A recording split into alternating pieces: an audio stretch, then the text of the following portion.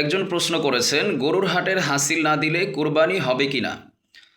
এর উত্তর হচ্ছে, কুরবানি বিশুদ্ধ হওয়ার জন্য গরুর হাটের হাসিলের সাথে কোনো সম্পর্ক নেই। কুরবানি বিশুদ্ধ হওয়ার সম্পর্ক হচ্ছে হালাল টাকার সাথে এবং বিশুদ্ধ নিয়তের সাথে। তবে হ্যাঁ, গরুর হাটের হাসিল এটা যেহেতু হাট কর্তৃপক্ষের একটি হক, সুতরাং অবশ্যই এই হকটি আদায় করতে হবে। আল্লাহ রবুল আলমিন বান্দার হকের ব্যাপারে কিন্তু সর্বোচ্চ কঠোরতা অবলম্বন করেছেন।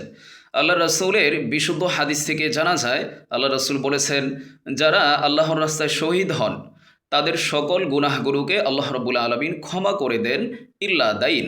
তবে হ্যাঁ, বান্দার হক ঋণগুলোকে আল্লাহ রবুল আলমিন শহীদের পর্যন্ত ক্ষমা করেন না।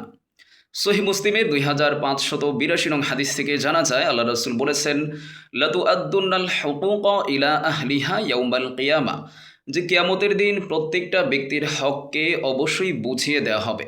অর্থাৎ দুনিয়ার জমিনে কেউ যদি কারো কাছ থেকে বিন্দু পরিমাণ হক নষ্ট করে থাকেন, এই হকটি অবশ্যই কিয়ামতের দিন তাকে আদায় করতে হবে।